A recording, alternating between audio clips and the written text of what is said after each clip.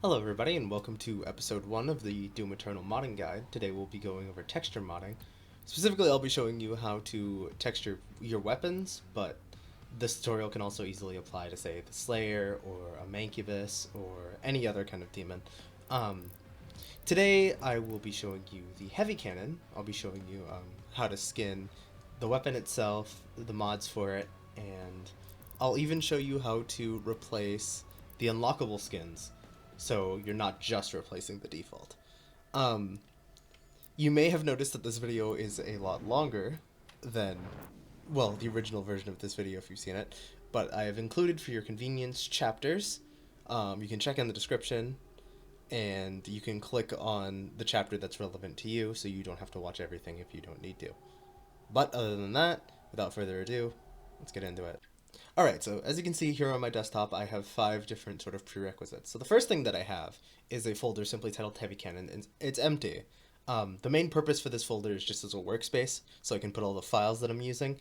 You don't even need to name it Heavy Cannon, you can name it whatever you want. It's just for a bit of organization.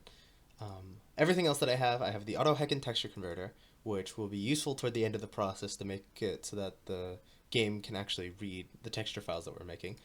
VEGA, which will be useful for extracting the files from Doom, and an image manipulation program. Anything that isn't Paint really will work. It doesn't have to be PaintDotNet. It could be GIMP. It could be Photoshop. It could be whatever you want to use. You can make the textures in this if you so choose. I wouldn't recommend it, but if you'd rather not use Substance Painter, it's completely possible. And speaking of which, last off is Substance Painter. What Substance Painter allows us to do is actually look at the model and sort of like, rotate it and everything, see the changes we're making as we make them, which is very, very useful. It comes with a free trial and you can get a student license for it. There's other such ways to acquire Substance Painter if you so need to. Yeah, those are our 5 prerequisites. The very first thing you're going to want to do is you're going to want to grab VEGA, and you don't need the EULA, just the EXE. You want to take the EXE and then cut it out and navigate to your Doom Eternal directory. So I have Steam open right here.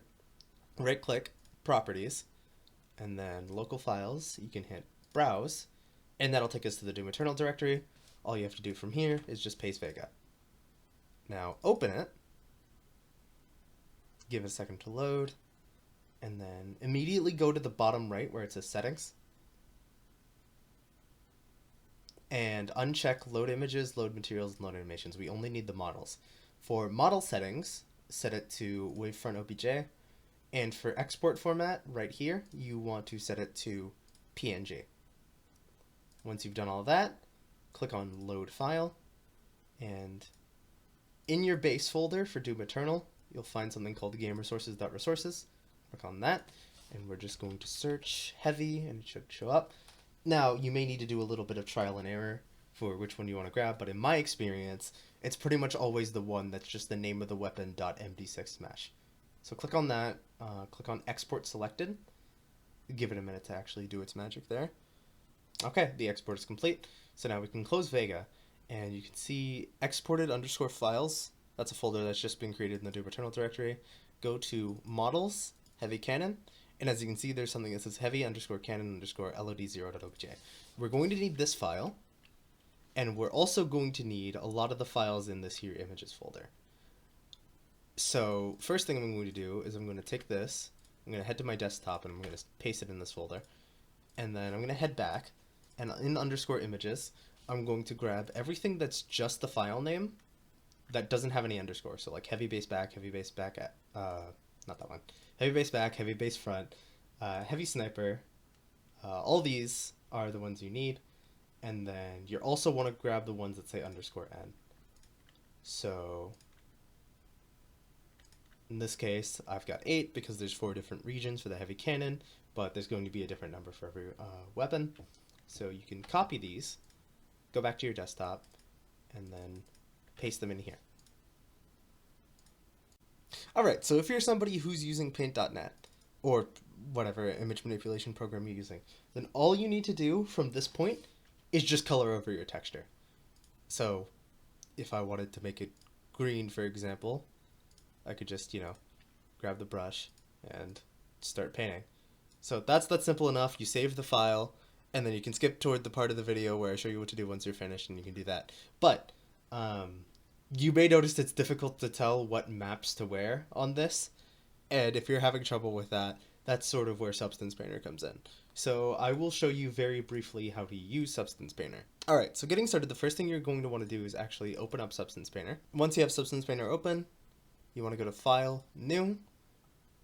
Doom Eternal specifically uses a specular glossiness workflow. And for document resolution, you want to set it to 4096, where it says File, Select, click on that, navigate to where you have your heavy cannon, and select the OBJ file. Everything else is fine, you can hit OK. Now, as you can see here, we have our heavy cannon, and if you're observant, you might notice that it has both the micro missiles and the scope.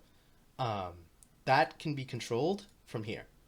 So if we actually look at the heavy cannon itself, I am pressing Alt and left click to rotate, and Alt and right click to zoom in and out. Alt and middle click will pan it left and right. So if we actually look at it, we can turn off the missiles, and that takes away that mod, and we can turn off the sniper, it takes away that mod. You can also turn off the front and back if you so choose, but you may notice it kind of just looks white and like, you know, chunky, and we don't want it to look like that, of course. So what we're going to do is we're going to click on Project, and we're going to bring in our folder where we have all these textures, and we're going to use them. So grab all of these, everything except the OBJ file, and just drag them into here. Now you want to click on one of them, doesn't matter which one, hit Control A, and then where it says undefined, change it to texture. Import your resources to the project, and then click Import. Okay, you're halfway there. Now all you need to do is, for every single one, make sure you click properly onto these. Click on the paint bucket so you can create a fill layer. And then scroll down to the bottom. You'll see diffuse, specular, glossiness, height, normal. The only two you need to worry about is diffuse and normal. So for diffuse, grab the actual color and throw it in there. And then for normal, grab the one that ends in _n, normally it's blue, and throw it in there. And now, as you can see, the back of the heavy cannon looks a lot more like what it's supposed to. So, do the same for all four. I'll briefly do that. Okay, so now as you can see, the game's base texture is applied to the heavy cannon. And so I generally just like to use this as a guide so I know what I'm actually recoloring. It's helpful a lot, but I mean, this isn't completely necessary. But anyway, once you have that, one thing you're going to want to do is hit File, Export Textures. And real quick, the output directory, if I were you, I would change it. I normally just like to put it on the desktop, but that's a bit unorganized. So let's create a new folder in the heavy cannon and say Export, and then select that. And then in output templates, you want to find where you have PBR specular glossiness, and you'll see these different output maps. And now we don't need all of these, and we don't need it specifically to be in the format that it is. So right here, I'm just going to take $mesh underscore, and I'm going to delete that. I'm going to take underscore diffuse, and I'm just going to delete that. And then I'll just save you some work when you're actually exporting the texture. It'll just be the texture's name, and that makes our lives a bit easier. We don't need to worry about any of these other ones since we're not exporting anything else. And with that in mind, go to the actual model parts and uncheck everything, and then recheck the top one, which is our diffuse. So I'm just going to walk through and do that as well. Again, this just saves us on time for having to delete a bunch of stuff and having to rename a bunch of things. Instead, we can just come here and say, do it as such. Okay, once you've done this, you can save the settings, it'll close, and now you're ready to actually start painting.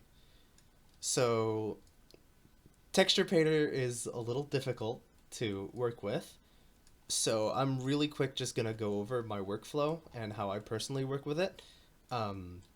Of course, you can feel free to find a different way to work with it, of course, and this might not apply to everybody, but it certainly helped me speed up my textures a lot more, so hopefully you can get something out of it. So, what I normally do, and I'll show the stuff on the missiles, I turn off everything that I'm not working on unless I need it for context, which happens sometimes. But I turn off everything I'm not working on, I double check, make sure I'm clicked onto the right thing, and then I create a paint layer. And if I have a base color, so for example, I want to make this one black and green, I'll take that layer and I'll just paint everything black because that's my base color. So you come over to diffuse, and you'll see right now the diffuse is white. So if I set it to black, I'm hitting control and I'm using my scroll wheel, and that's making the paint bigger. And so I'm just painting everything black. There we go. Now I want the part of the heavy cannon that actually comes out and shoots, I want that to be green. So I'm going to create another layer. And this time, if you see this little square with the circle inside, that's a mask. Click on that and click add white mask. Now, what this allows us to do is basically allows us to erase our work, but do it in a way that matches the polygons of the model. Now, if you're not sure what I mean, if you click on... Oh, this will be over here for you when you start up Substance Painter. I've simply moved it down for my own purposes, but if you click right here, Polygon Fill, you'll notice that it gives us a sort of web of triangles. These are the different polygons that the model is actually made of. So what we can do with this is we can come over here, and with the paintbrush tool, I can set the diffuse to green, and I can paint over this. But as you can see, this is very imprecise. A lot of the green is bleeding over into places I don't want it. And so you could go around erasing everything. Maybe if you're an artist, that's easier for you. You can just kind of go like this. But what I prefer to do is click on the polygon fill. Oh, my bad. Click on the mask, and then click on the polygon fill. And then do you see where it says 1 here? Click X, that'll set it to 0. And you click on that, and it erases everything you've done. So think of 0 as erase and 1 as unerase. So if I click on these with 1 enabled, it'll bring it back, but 0 will get rid of it, make it so that it doesn't show up. That's personally very useful for me. That's how I've made a grand majority of my textures, is by doing this. So yeah, once you're content with your texture, and obviously I'm not very content with this, but it's just for the sake of the example. Once you are content with your texture, you can hit File, Export Textures, and then we can just hit the export button because we already set everything up, and then hit open output directory. Now, all you need to do from here is grab everything, copy it, go to your auto Heckin texture converter, paste them, grab them, and drag them on. Don't worry about this. It's just saying that because it's not a file that's used often, but it's completely safe. I've been using it for weeks. And once it's done, you'll have the TGA files are specifically the ones we want. So you're going to want to cut those out, and then you're going to want to paste them on the desktop. Now, one thing to note, you may have noticed that I'm actually using black for this texture here. And the way Doom Eternal works, black doesn't necessarily show up correctly. I'll throw an example of what I mean on screen. The way that you fix this is very simple, though. Open up your image manipulation program. In this case, I'll use PaintDotNet. Resize your image. It can be small. You only need it to be about 2 by 2 pixels or less. And then you want to grab the hex code 383838. So you have this very dark gray, and you just fill it in. And then you hit File, Save As. And then in this case, I'm going to go to my desktop, and I'm going to name it after the name of my texture. So in this case, I'm going to name it heavy underscore base underscore back, and then I'm going to add underscore S. Importantly, you're going to want to have one of these for every single texture you've exported. But I like to do this after I run it through the texture converter. So if I grab this and then throw it in here, I now have the TGA file, and then I can just copy this and rename it. So paste that, I'll rename it to front underscore S. And you can do that for every single one of these files. Do it for the heavy missiles, do it for the heavy sniper. This just makes it so that there's no specular map, and so when things reflect off the black, it doesn't. It just shows the black. Of course, you can play around with the specular map. You can actually erase the parts of the specular map that overlap with the black on your model. Makes it more accurate so that the other parts of your model still have a specular map. It's just, I find it much easier to do this for my purposes. So that's really up to you. Alright, so now you have all of your skin files complete, and you need to know how to get them into Doom Eternal itself. So what we're going to do is we're going to go back here and we're going to reopen VEGA. And for this step, we're going to go back into the settings and we're going to recheck on load images. And we're not actually going to export anything here. We're just going to use this to find a file path. So you'll see where it says game resources.resources. We can click on that again. And then take one of the names of one of these files. So I'll just use heavy_base_back. And I'll search for that. heavy_base_back. And you'll see under name, there's a directory path. So in this case, it's art/weapons/heavycannon/heavybase_back.tga. Art/weapons/heavycannon is going to be our directory. And we're going to add game resources, which is the file we opened, in front of it. If that's a little confusing, don't worry about it. Let me just show you what we're doing. Create a new folder called game resources. So we're going to have that. Inside that, we're going to grab the top name. So in this case, the top name is art, new folder, art. I'm going to open that again. We're going to see what the next name is. Weapons, new folder, weapons. Go in that. It's the next name, heavy cannon. New folder, heavy cannon. This is normally where it varies depending on the weapon you're using. So, like, if you have the BFG, it might be named BFG. Super Shotgun might be named Super Shotgun. Be sure to double check that when you're making a different weapon. And then this one doesn't have any further directories. It's just the name of the file. So now we can go back to our desktop. We can grab all of these files. And we can just, we can throw them into the base folder, the heavy cannon folder. Now, if we take this and we send it to a zip file, this right here is our completed mod. We can name it whatever we want. I'm just going to name it Heavy Cannon Tutorial. I'm going to grab that, go to our Doom Eternal folder, go to the mods. If you don't have a folder called mods, it's probably because you don't have the injector installed. I will leave an info box to episode 0 where I show you how to install the injector. Go up to mods, just paste in your skin, and then run the mod injector. Alright, here's Doom Eternal booted up, and now as you can see, if I had to customize Slayer and then weapon skins, we now have a very ugly modification to the sides of the heavy cannon. Now that's great, but what if instead of wanting to modify the default skin, I say wanted to modify the Praetor skin or the plate skin? Well, for that, you're going to have to change the file path, and you're going to have to change the names of the files. So let me just show you how to do that real quick. Okay, so I've pulled all the image files back out of game resources, and we've just got them here. First, we're going to think, okay, so what skin do we want to edit? So in this case, I want to edit the plaid skin for the heavy cannon. So I'm going to go back to Doom Eternal's directory, and I'm going to hit up VEGA.